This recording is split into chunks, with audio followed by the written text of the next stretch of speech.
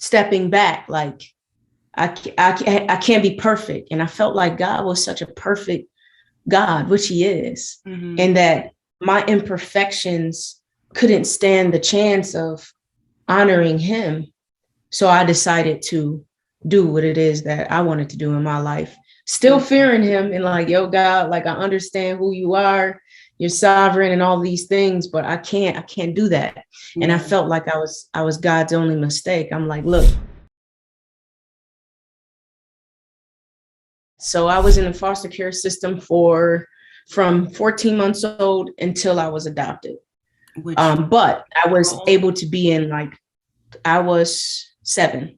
okay. I was adopted. Yes, it was a Christian household. Yep.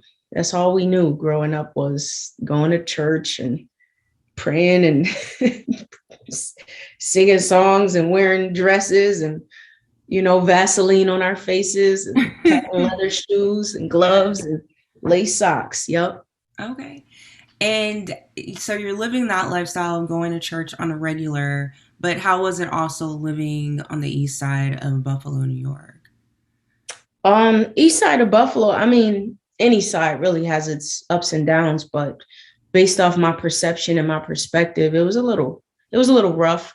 And we were sheltered as well. Like my mother tried her best to keep us, you know, sheltered, but you can only shelter the kids to a certain extent. We still were being exposed to a lot of things outside of the house.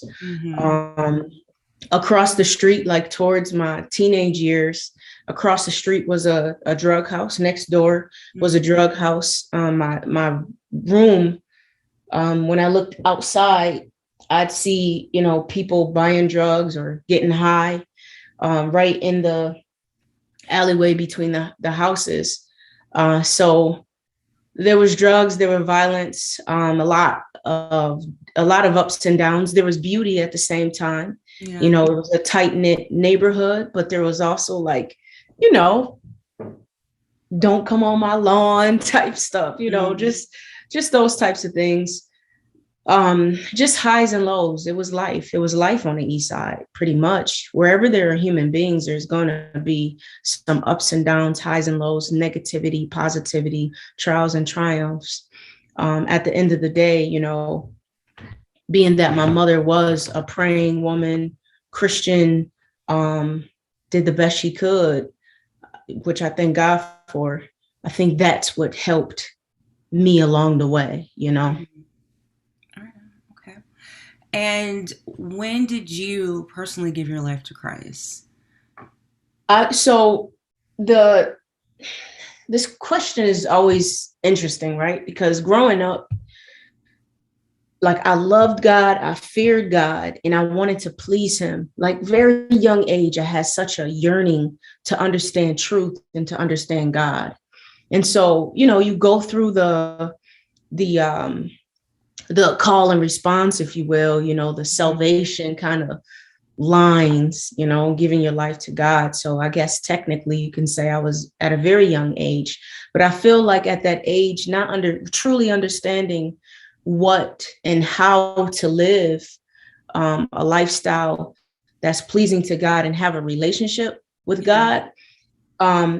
Like I didn't understand completely. So as I got older, I'd say not necessarily losing my faith, but kind of stepping back. Like I can't be perfect. And I felt like God was such a perfect God, which he is, and that my imperfections couldn't stand the chance of honoring him. So I decided to do what it is that I wanted to do in my life, still fearing him and like, yo, God, like I understand who you are, you're sovereign and all these things, but I can't do that. And I felt like I was God's only mistake. I'm like, look, I'm out here. I'm not sure why I'm here. So just to get to the answer, I'd say like as I went through that process of living this life of darkness in the streets and just living whatever kind of lifestyle I felt I wanted to live, I began to be drawn back because I knew the state of my heart and the state of my soul wasn't pleasing. It was a Mm-hmm. constant fight and a constant like battle within myself. Like, yo, I cannot live like this. And it wasn't until I got pregnant with my son where I said, you know what, in order to be the best mother that I can be to this child, I have to go to perfection, because in perfection, I can have a standard, something that's solid, and everything else failed me. And Mm-hmm. that's the only thing that was constant. And that's the only thing that I could rely on. So I decided to totally give my life to Christ, totally surrender. And that's when I was about 20 years old. Okay. I was 20. And so ever since then, that's Okay.